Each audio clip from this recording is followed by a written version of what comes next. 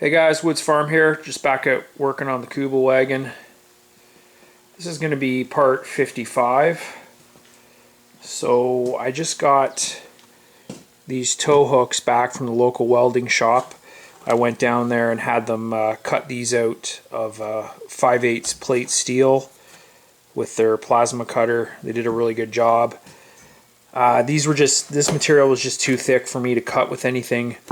Especially these kind of curves.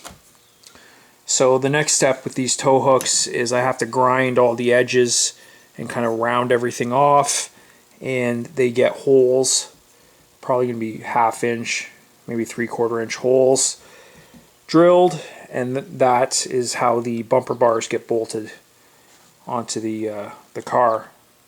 So I'm going to work on that. And the other thing I got to do that's on the list is I have to make mounts, kind of like a mounting plate for the front tow hooks. The back ones, there's a framework that they can weld directly to, but the front ones, I need to do some fabricating to get them mounted.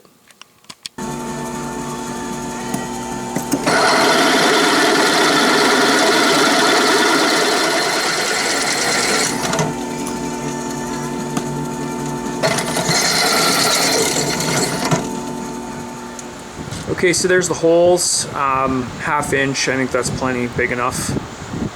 And now I'm just going to start grinding them down, trying to shape them and make them look a little more like tow hooks.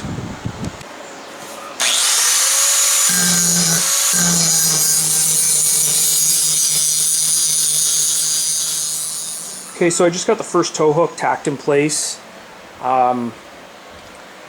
There's no real perfect position here because, again, the dimensions aren't exactly right, but if you look at photographs, it's fairly close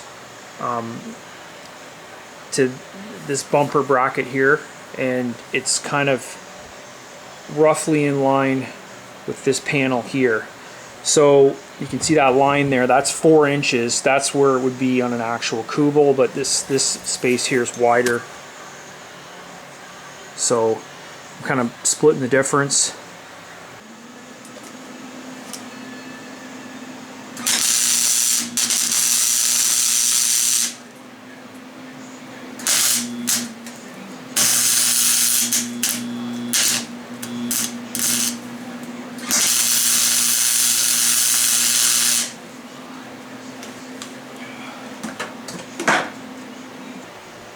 Okay, those are tacked in place. I'm just going to go ahead and double check everything that's square and level and everything's where it needs to be before I go ahead and weld these down.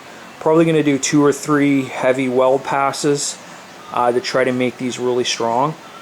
It would be nice if they were actually functional. So I think once I weld them on there, they're not coming off. Okay, all done, front and back. Took a while to grind these things down, but the end result, they look pretty good. So now I just need to make the bar that goes from one side to the other, makes the bumper. There's the front. I'm really happy with this. I was actually looking through one of my books, and quite a few of the reproduction or restoration Kubels, all the guys have done is they've gone and bought like a clevis hook, and they've just welded the bar on the bottom. So these are a step up from that for sure. A lot nicer, and I like the idea that you can, if the bar gets bent, you can replace it. And in the back,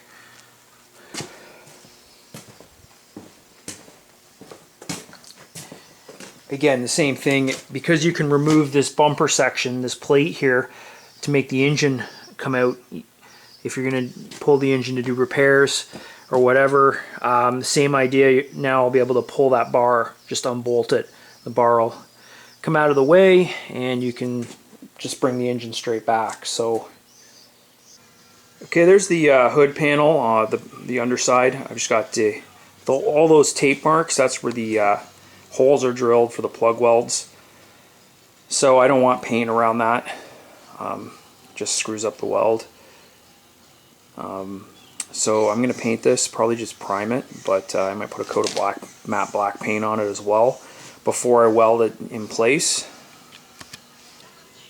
Just got some parts from CIP1. These are the last two tie rods that I needed. So I'm going to install those today before I weld the hood down. It'll be a lot easier. Okay, so those tie rods are done. Pretty sure that I managed to keep the alignment. I took some measurements and it's pretty close. Not that the alignment was good to begin with. So the next thing I'm going to do, I know I'm actually a long way off from wiring the car, but what I'm going to do to make things easier is I'm going to build wiring harnesses for the headlights, the signals lights, and the brake lights. And I'm just going to run those wires where they need to go, zip tie them down, and have them going into the engine compartment, sorry, the cab. And that way there's a hole. I'm going to use that hole, probably make it a little larger. That way when I weld the hood on, it's all done. It'll be a lot neater, and I won't have to worry about, you know, pulling off the tires and crawling around in there trying to get the wires to where they need to go. Okay, these are just generic wiring diagrams that I got off of a hot rod site. If I'm looking at this correctly, I need 2 wires for the headlights and 1 for the signal, so that's 3 wires per side. Okay, so the one thing I really missed the mark on when it came to estimating the price was the wiring. I didn't even think about it at the time that I kind of estimated how much this project was going to cost, and it turns out, you know, wire is not cheap. And you throw in all the wire you need to make a brand new harness, all the connectors, fuse boxes, relays, all that stuff adds up really quick. It's been a good learning experience. I'm not finished, obviously, so you know, I might still be pulling my hair out down the road trying to get this to work. But in hindsight, if I was to do it again, I would go and buy an aftermarket hot rod wiring harness. They get them. You can get them various price points, you know, with very basic circuits, and I think something like that would be easily adapted into a Kubelwagen. So if I build another one, that's what I'm going to do. I'm not going to go from scratch.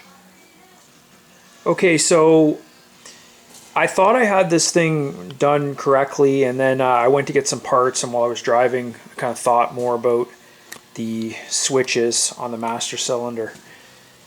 Down there, there's 2 switches. They're basically identical, and what I had done is I just each of them have 3 terminals, so 6 wires. I just run 6 wires through the firewall to the electrical area, and then I got thinking, those are like a dual switch kind of redundancy thing. I looked up some wiring diagrams online, and I started thinking, well, I better test this before I get everything wired and I put the hood on, and then it's not going to be right. So that's what I'm doing here. I got a battery and I got like wires everywhere. So here's a couple of the wiring diagrams I got off the internet, quick Google search, and you can see how you really only have 3 lines coming out. They're all spliced. So I feel like these switches are kind of there's 2 of them for redundancy purposes. It appears that one is a power line, the other one is for the brakes, and then the third one is for a warning light. There's a brake pressure warning light. So for me, the main thing is having the brake lights work. The pressure warning light's a secondary thing. If I can get that to work, great. But I just wired everything up, and I'm going to do a quick test. Just got a test light on the dash, so hopefully when I hit the brake pedal we should get a brake light. Perfect, brake lights.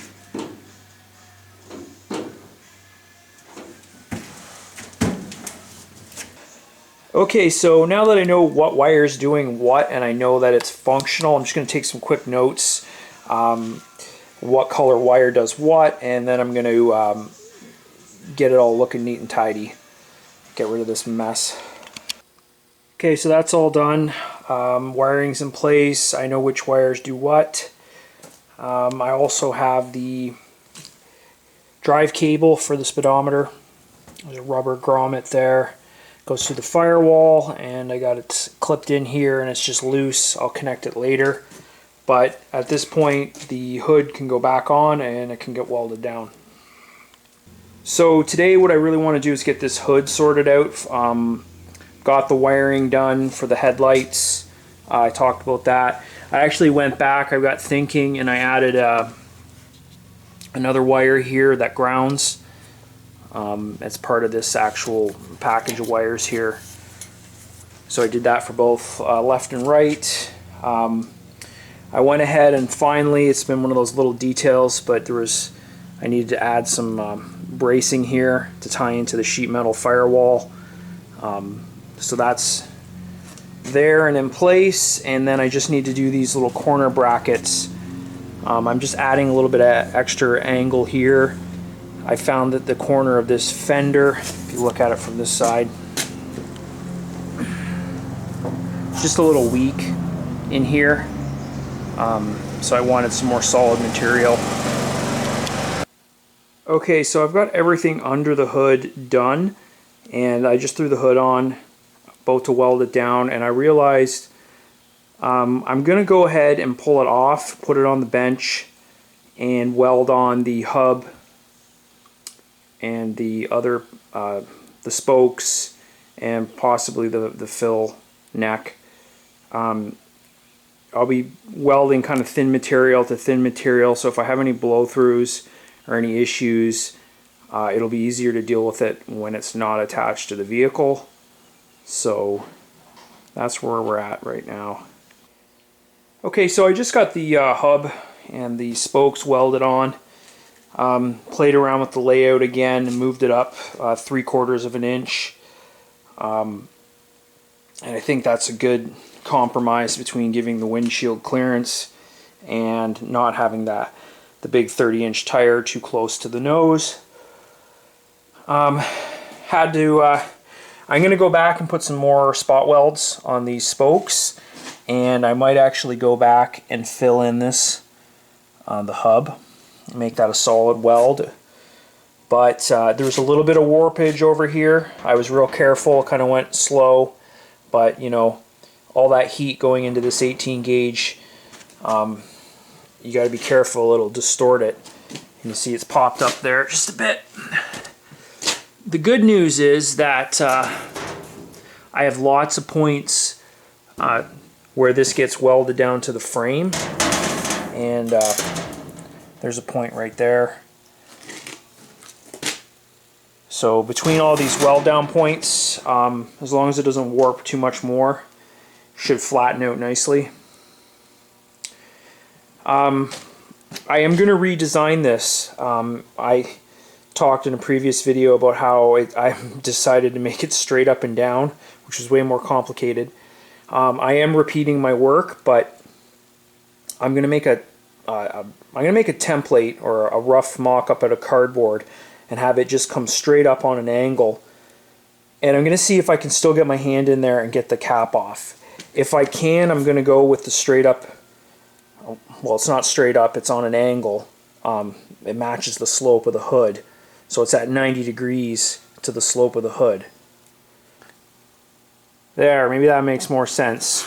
So from what I can tell, the original Kubel, it's a cone, but it's generally mounted on a 90 degree to the hood. And mine is actually mounted where it's actually perpendicular. So what happens is that brings the angle back, and you start getting, that's where I start getting in that issue with the fill nozzle interfering with the windshield. So it's still going to be close, but I think if I make it an actual proper fill cap, it will actually clear the windshield like it's supposed to. Mind you, I still have to be able to reach inside and undo that secondary fuel cap, so we'll see how that works out. So you can see I'm actually starting to cross some stuff off the list. There's a lot more things to do, and obviously there's some stuff that didn't even make it onto this list. I realized I have to deal with the muffler and build some sort of kind of discrete tailpipes that come off the muffler setup that I have. You know, there's other little odds and ends that are on the list, but you know, I got the tie rods, the new tie rods, inner and outers on. Those corner support brackets for the fenders. Tow hooks are done, and I started working on the hood. Actually, I don't even think the hood, the spare tire mount is on there. Mounting the hood is there. Yeah, there we go. So yeah, pretty much I got to finish the hub, and I'm going to put another coat of paint on the back side, the underneath of the panel, and then I'll be welding the actual hood panel on, and that's very soon. Okay guys, I'm just going to wrap this video up here. I just got called in for some overtime at work, so you know, I need some extra cash, especially with the painting coming up very soon. I'm going to have to source and purchase some paint, so you know, sometimes you just have to go into work and you can't be out in the garage doing what you want to do. But definitely like and subscribe, and leave a comment below if you have any comments or questions, and as always, thanks for watching.